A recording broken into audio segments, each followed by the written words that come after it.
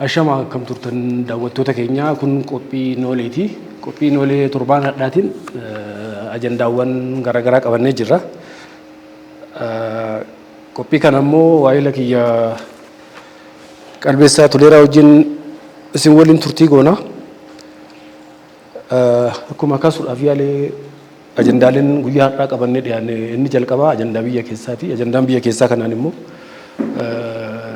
yeroo ammaa kana dhaabbata guddaa biyya kanaa akka ta'e humna raayyaa ittisa biyyaatiin wal qabate torbaanota asaanan kana ajandaa garaagaraatu ka'aa jira.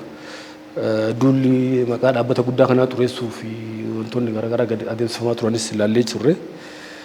Isumaan wal qabate immoo ammas keessattuu raayyaan ittisa biyyaa akka waan daa'imman umrii isaanii waraanaaf hin geenye gara waraanaatti dirqiin galchaa jirullee wanti odeeffamaa jiru jira. Kanaaf kanaan wal qabsiifnee illee wanti kaafnu jira. Keessattuu waggoota jijjiiramaa kana keessatti humni raayyaa ittisa biyyaa ni cime moo ni dadhabe. Keessattuu sadarkaa Afrikaatittis sadarkaa baha Afrikaatittis dhageettii isaa ni dabale moo inni hir'ate waan jedhus ni kaafna. Ragaalee qabatamaatiin deeggarre achi ceenee immoo nageenyi biyya tokkoo kan mirkanaa'u cimina raayyaa ittisa qofaati osoo hin taane nageenyi ollaas murteessaa waan ta'eef gara biyyoota ollaattis ni ceena. Mee gara ajandaa jalqabaatitti haa ceenuuti. Maqaballeessii raayyaa ittisa biyyaa irratti taasifamaa jiru kana akkamitti ilaalte keessattuu waa'ee umrii wal qabatee isa ka'u kana akka waan daa'imman dirqiidhaan gara waraanaatti galaa jiran kan jiru kana. Tole galatoomni siin jedha.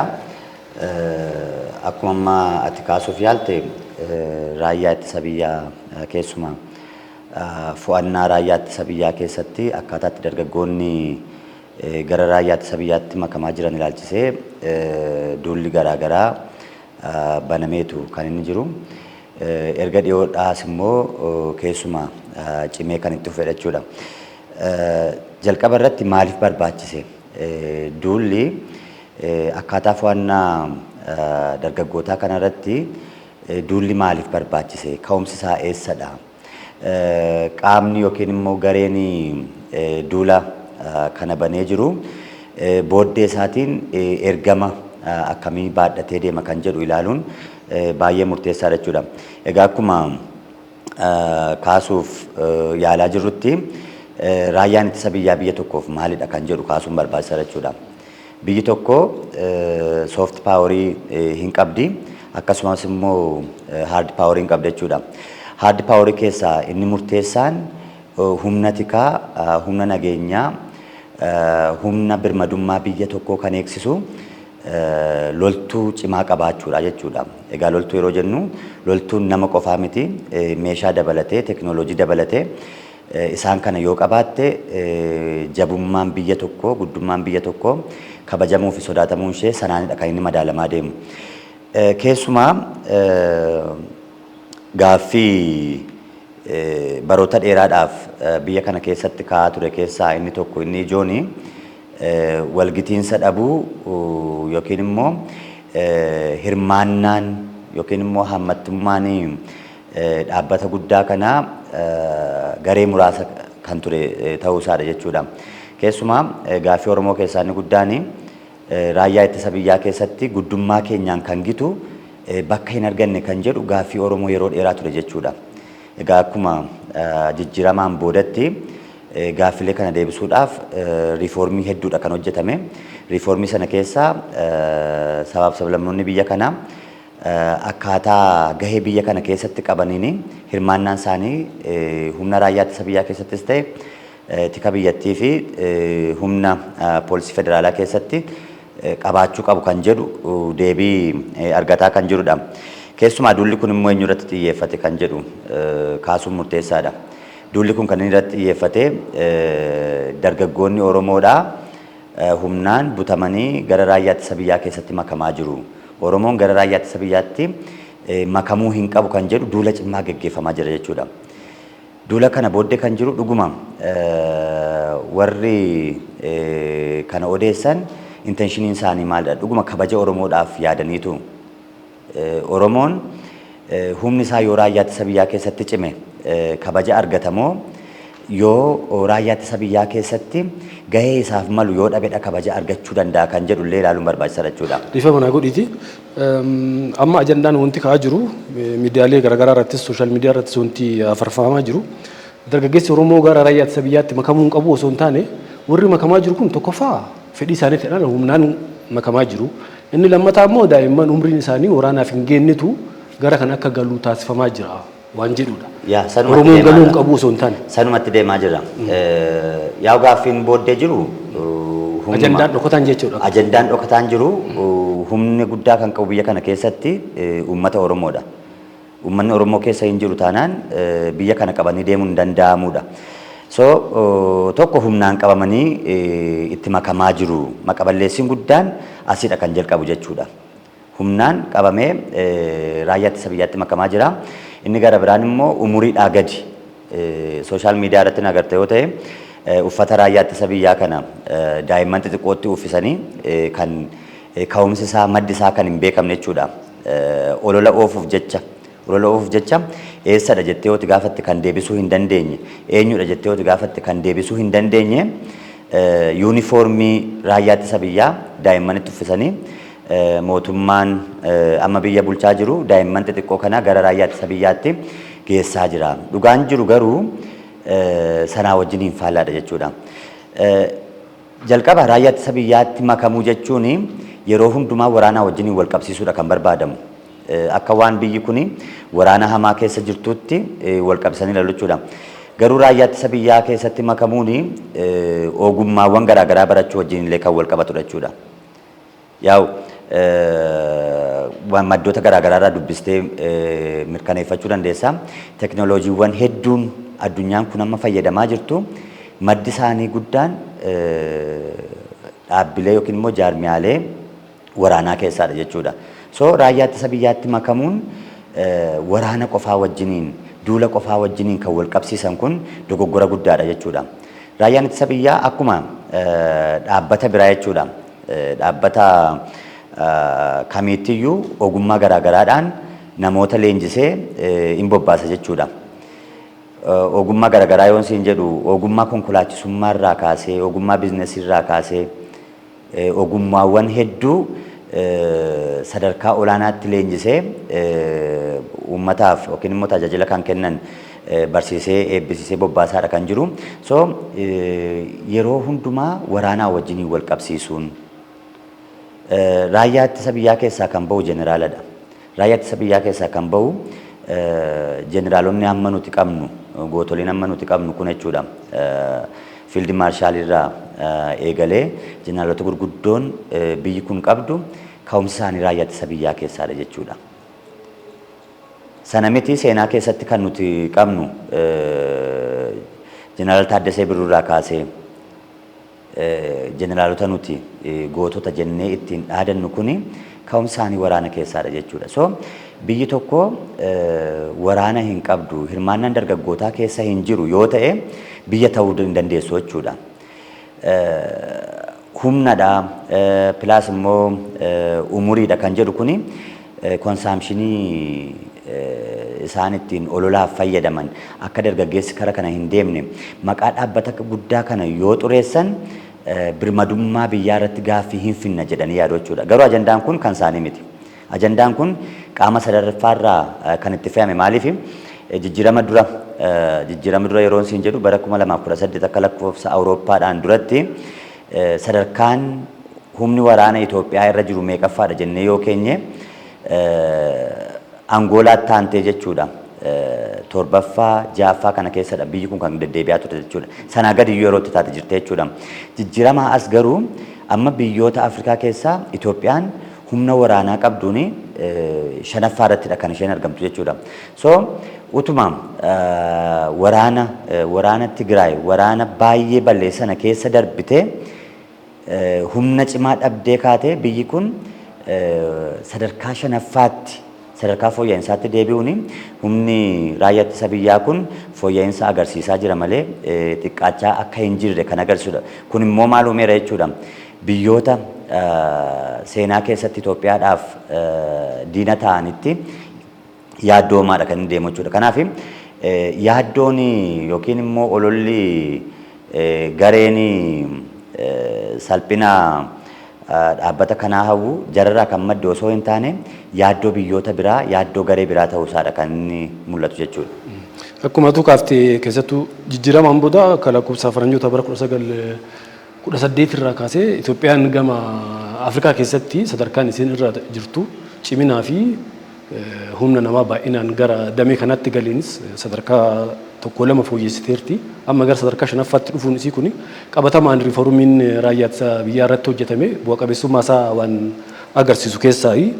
Garuu immoo amma warroonni ilaalcha garaagaraa ilaalcha siyaasaa garaagaraa qabaachuu danda'u. Garuu qaamni hadha mormaa ta'e tokko boru gara aangootti dhufuu ni mala ni dhufasi. Gaafsan immoo qaamni tokko biyya kana bulchuudhaaf biyyi tun jiraachuu qabdi. Biyyi kun jiraachuudhaaf immoo raayyaan jiraachuu qaba. Bakka raayyaan ittisa biyya tokko cimaa ta'ee hin jiraannetti immoo birmadummaan biyya sanii itti fufuu waan hin dandeenyeef. Kanaaf raayyaan cimaan raayyaan daangaa biyya kanaa kabachiisuu danda'u jiraachuun sirna amma biyya bulchuuf osoo hin taane sirna boru biyya kana bulchuufis abdii qabuu fi waan murteessaadha jechuudha. Kanaaf asirratti garaagarummaan ilaalchaa baay'een isaa asirratti gara fuulduraatti dhufuu hin qabu akka honnootitti. Maaliifin siin jechuu barbaade beektaa humnoota akkamiitu booddee jira kan jedhuu fi humnoonni booddee jiran kuni waa'ee sirnaa fi waa'ee biyyaa waa'ee birmadummaa Itoophiyaa miti kan jara yaaddessu. Kan jara yaaddessu Itoophiyaan haguma cimaa deemteen haguma dhiibbaa keessaa deemteen nu caalti kan jedhu wajjiniin kan wal qabatudha. Yaa baha Afrikaa kanarratti haala siyaasaa guyyaadhaa guyyaatti jijjiiramaa deemu wajjiniin kan wal qabatudha inni kun jechuudha. So gareen duuba kanaan jiru maalinni yaaddoon isaa birmadummaa biyyaa miti. Biyyi tokko jiraachuudhaaf birmadummaa qabaachuu qabdi. Birmadummaa qabaachuuf immoo humni birmadummaa sana tiksu jiraachuun murteessaadha. Sirni darba. Sirna darbu keessatti garuu sirni darbuun yookiin immoo mootummaa sirna tokko yoo darbu birmadummaan biyya tokko kan itti fufudha jechuudha. So finally kan itti adeemamaa jiru maalidha jechuudha. Itoophiyaan guutummaa guutuutti akka isheen birmadummaa dhabdee caccabdee akka durii sanatti yeroo hundumaa seenaa salphinaa waaroo salphinaa uffattee akka isheen jiraattu kan fedhanidha jechuudha. Kanaaf hin yaaddessaa maalli Itoophiyaan riifoormii caasaa nageenyaa kana keessatti taasiste baay'ee yaaddessaadha jechuudha. Kan inni yaaddessu biyyaaf kabajadha, sabaaf kabajadha. Garuu immoo garee kufaatii Itoophiyaa eegan gaanfa Afrikaa kanarra naanna'anii yeroo hundumaa Itoophiyaatti balbala cufaa oolan kanaaf baay'ee yaaddoodha jechuudha. Kanaafuu ajandaa biyya keessaa kennaadhaatiin waa'ee guddummaa fi barbaachisummaa humna raayyaa ittisa biyyaa keessattuu olola samuuna kana ka'aa jiru wal qabatee haganoo dubbanne biyyi tokko immoo kan nagaa kataatu kophaasii qofa osoo hin taane nageenya ollaattu barbaachisaadha. Samuuna kana biyyoota ollaa keessattuu Sudaan hin dabalate poortiin Sudaan illee guyyaa kaleessaatti fi gadhaatti gubataa akka jiru dhageenye kun immoo daayireekti Itoophiyaa hojii waan impaaktii qabu. Achi yoo dabarre ammoo gara galaana diimaa kanas yoo ol baane Ameerikaanis huutii haleeluu itti fuftee jirti. Kan hunda godhamee garuu nageenyi galaana diimaa kunis hagammaa eeggamne dhimma kanoo akkamitti ilaaluu dandeenya? Fedhii Itoophiyaa hojii wal qabsiifne. Yaa rakkoon baha Afrikaa irra jiru baay'een isaa yeroo hundumaa kan miidhamu Itoophiyaan baha Afrikaa irraa maalidha? Baha Afrikaa qofaa miti Naayijeeriyaatti aansitee Afrikaa irratti baay'ina uummataa guddaa kan qabdu biyya kanadha. Afrikaa bahaarraa immoo Itoophiyaan akkaataa haala teessumaatiin haala uummattoonni Itoophiyaa keessa jiran biyyoota garaagaraa keessa jiraachuu yoo fudhatte Sumaaleen Keeniyaa keessa hin jira, Sumaalee keessa hin jira, Jibuutii keessa hin jira. Oromoo yoo fudhatte akkuma kana Keeniyaa keessa jira, Taanzaaniyaa keessa jira, Jibuutii keessa jira, Somaalee keessa jira. So haalli rakkoon baha Afrikaa irratti qunnamu hundumti isaa Itoophiyaadhaaf qorumsadha kan inni ta'u jechuudha. Rakkoon Sudaan indirectly rakkoo Itoophiyaadha kan inni ta'u jechuudha. Maaliif saboota waliin qooddannu qabna, aadaa wal fakkaataadha kan nuti qooddannu, afaan wal fakkaataadha kan nuti qabnu, haalli teessumaa keenya walitti dhiyaata, uummanni keenya wal keessa deema jechuudha. So rakkoon tokko irraa achitti uumame jechuun baay'ina uummata Itoophiyaa amma qabdu kanarratti rakkoo biraadha kan inni dabalu jechuudha. Kanaaf Itoophiyaan yeroo hundumaa gahee taphachuu qabdu taphataadha kan isheen adeemtu jechuudha. Kanaan duratti illee biyyoota ollaa keessatti nageenya kabachiisuudhaan beekamti Itoophiyaan. Akka Burundii fakaasuu hin dandeenye achi fagaattee hundoo Somaaliyaa farra dabartee Suudaan keessatti illee misoomiin kaasuu hin dandeenye. Biyyoota ollaa garaagaraa keessatti humna raayyaa ittisa biyyaa Itoophiyaa bobba'eeti yeroo nagaa Afrikaas nagaa Itoophiyaa bira darbeeti nagaa Afrikaas nageenya Afrikaatiifis yeroo itti gatii kafalaa ture yaadannoo yeroo dhiyooti. Keessattuu gara Galaana Diimaattis achi yoo ol ceene rakkoon naannoo Galaana Diimaatti uumamu sun Itoophiyaa daayireektilii impaaktii qaba Itoophiyaa irratti. Sababni isaa meeshaaleen Itoophiyaan biyya alaatti galchitu hundi ka darbu karaa Galaana Diimaa kana gala. Galaana Diimaa irratti rakkoon wayii uumamee yookaan waraanni wayii achirratti banameeti rakkoon geejjiba doonii daldalaa karaa san irratti uumamnaani meeshaaleen gara Itoophiyaa galan hundi rakkoo keessa galu jechaadha. Kanaaf amma dhiyeenya kana keessattuu egaa pirezidaantiin Ameerikaa haaraa Doonaald Tiraamp filameen asitti Ameerikaan bifa haalaan waraana irratti bantee jirti uummata Yemen irratti. Keessattuu iddoowwan gareen kan Yemen osoo hin taane garee Huutii achi keessa socho'uudhaatti jechuudha. Asirratti kan yeroo baay'ee gaaffii ta'u Ameerikaan waraana samiirraadhaan baay'ee rukutteetti. Humna Huutii Yemenii keessa socho'u kana jechuudha. Humni kun humna baay'ee xiqqoodha. Humna baay'ee xiqqoo garuu bakka istiraatiijii qabatee jirudha. Ameerikaan biyyoota biraa keessatti yeroo gabaabaa keessatti injifannoo argataa turte humna Huutii kanarratti injifannoo argachuu hin dandeenye. Ammas toorri Galaana Diimaa kuni tasgabbii hin qabu. Galaanni butamuun nageenyi gurraan garaagaraa raawwatamuun ammas kan itti fufedha. So inni kuni humna Ameerikaan qabdu dabalatee maaliif dadhabde Ameerikaan maaliif iddoo sanatti rukuttaa baay'ee gaggeessetti samiirraan galaanaan rukutteetti garuu maaliif dadhabde? Maaliif nageenya kana tasgabbeessuu dadhabde jettee? Gaaffii bareedaa gaaffii nama hundaatis dandeettii Ameerikaan qabdu keessattuu cimina Ameerikaan gara humna waraanaatiin qabdu irraa kan ka'e haga ammaatti Ameerikaan jara kana akkamitti akka injifachuu dadhabde gaaffii nama hundaati. Kana dhufuun duratti garuu waan ati jalqaba kaaftee Yemen irratti odoo hin taane Ameerikaan waraana kan bantee Huutii irratti waan jetteef. Garee waan jetteef. Amma mootummaan amma akka addunyaatti fudhatama qabu kan addunyaan rikoognaayiz goote lafa Yemen keessa dhibbeentaa 40 caalu lafti jarri sun bulchu. Lafti Huutiin bulchitu lafti Yemen Huutiin bulchitu garuu parsantii 60 fi sanaa ol. Magaalaa guddoo biyyattii sanaa dabalatee jechaadha. Kanaaf kamtu hidhataadha, kamtu gareedha, kamtu lafa biyyattii irra caalaa bulchaa jira jedhu yoo laalle garee Huutii kanatu lafa Yemen irra caalaa kan bulchaa jiru isaan. Garuu immoo Ameerikaan beekamtiin kennineef biyyoonni addunyaa hedduu yeroo baay'ee beekamtii biyya tokko kennuudhaaf ka dursu Ameerikaadha. Ameerikaan dursitee kenninaan biyyoonni miseensa UN ta'an hedduun isaanii kennaa dhufu. Jarri kun immoo ideoloojii Ameerikaa waan hin fudhanneef, ideoloojii warra lixaa kana waan hin fudhanneef warri lixaa kun beekamtiin kennineef garee Huutii kanaaf. Malee lafa badhaa biyyattii ka bulchu isaanii magaalaa guddoo biyyattii dabalatee jechaadha. Kanaaf jara kanaan garee achi keessa socho'u jennee fudhachuun raashinaal yoo laalle namatti ulfaata.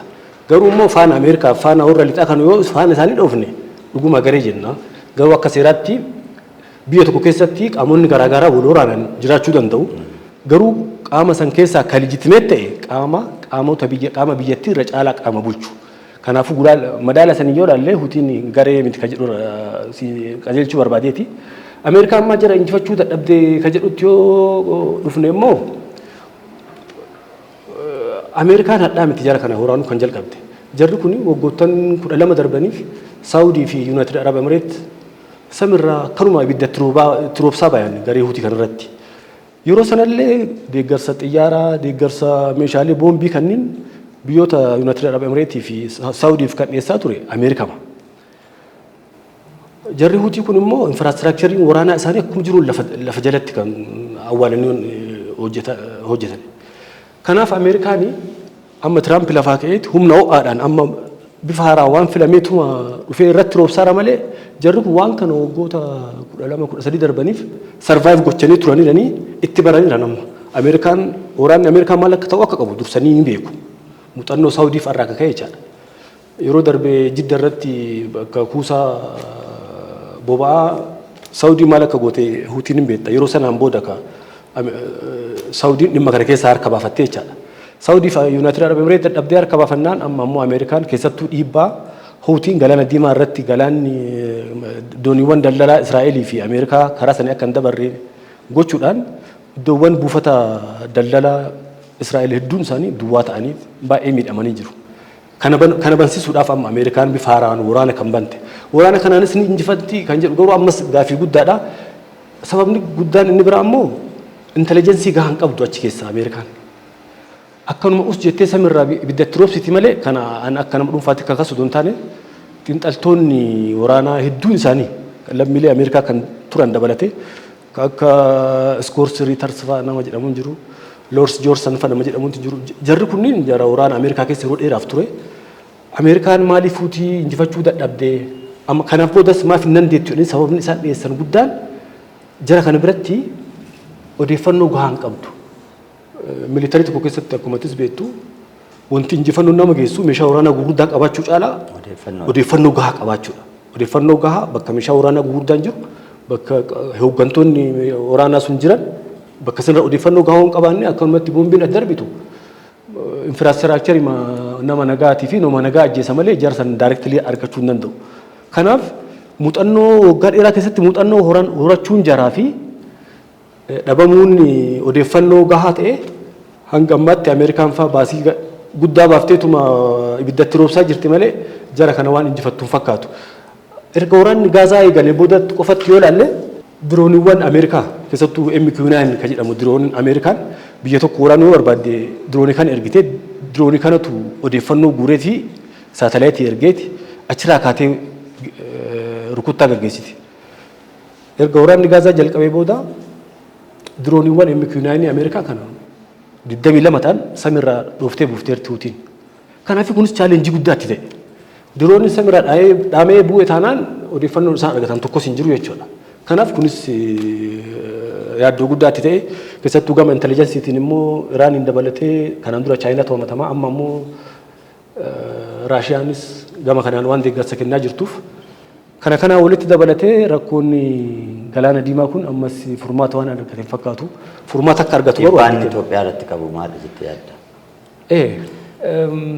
Dhiibbaa maaliif isin jedhee amma qaala'insa Itoophiyaa keessatti yeroo ammaa uumamee jiru. Qaala'insa boba'aatiinis keessattuu. Qaala'insa boba'aa dabalatee qaala'insa meeshaalee alaa galan kanarratti hawaasni yookiin immoo namoonni muraasni qaala'insi kun akka qaala'insa mandhalee yookiin immoo biyya kanatti akka inni uumamettidha kan kaasan. Dhugaan jiru garuu maalidha kana booddee qaala'insa Itoophiyaa kana keessa duuba isaa maaltu jira? Inni kun hammam dhiibbaa qaba? Amma toora galaana diimaa kanarratti tasgabbii dhabuun rakkoo maalii Itoophiyaa irratti qaba? Baay'ee gaaffii bareeda. Kun amma gaaffii dhimmi kuni dhimma Itoophiyaa qofa keessatti uumame osoo taane fakkeenyaaf waraana Yuukireen fi Raashiyaa fudhannee ilaalle Raashiyaa fi Yuukireen kan wal waraanaa jiran eessatti baha Awurooppaatti nurraa baay'ee fagoo ta'aniiti. Garuu dhiibbaan isaa biyyoota Afrikaa hunda biyyoota Eeshiyaa hunda irratti mul'ata dhiibbaan jedha kana. Tokkoffaa daballii gatii qamadiitiin wal qabatee daballii albuudota garaagaraatiin wal qabatee akkuma beekamu Yuukireen fi Raashiyaan biyyoota addunyaadhaaf midhaan nyaataa dhiyeessan keessattuu Awurooppaadhaaf qofatti Awurooppaa kophatti kan qallabdu Yuukireen jechuun ni danda'ama. Awurooppaan guutuunis industirii ala waan biraa qonna kanarratti baay'ee lafa badhaas hin qabdu lafa qonnaaf mijaa akka Yuukireenis hin qabdu.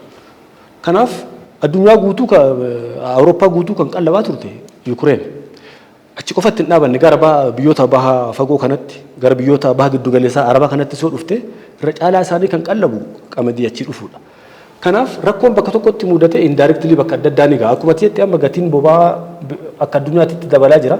Keessattuu kennammoo wanti adda godhu Itoophiyaa irratti specifically wanti Itoophiyaan alaa galchitu boba'aa kana dabalatee akkuma jiruun parsantaa 100 karaa galaana diimaa kana darba. Kanaafuu hanga nageenyi galaana diimaa kun hin mirkanoofnetti gatiin meeshaalee alaa galanii Itoophiyaa keessatti dabaluu isaa nafu.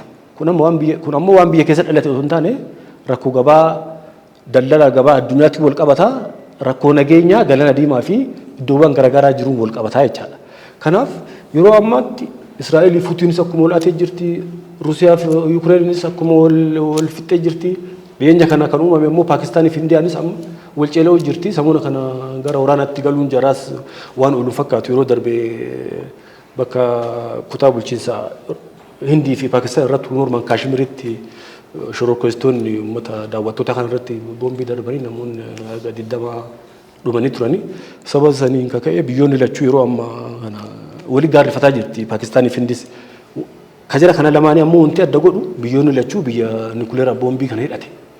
Biyyi nukuleer boombii hidhate lamaan immoo wal ceela'uun isaa balaan isaa isaan qofaaf osoo hin taane biyyoota naannoo san jiranii fi biyyootuma addunyaa guutuudhaaf ta'a jechaadha. Kanaafuu asirrattis hojiin dippiloomaasii gahaan hojjetamee yoo rakkoon kun karaa nageenyaatiin hin furamne addunyaan irra caalaa gara wal jeequu fi wal balleessuutti deemaa jirti jechaadha.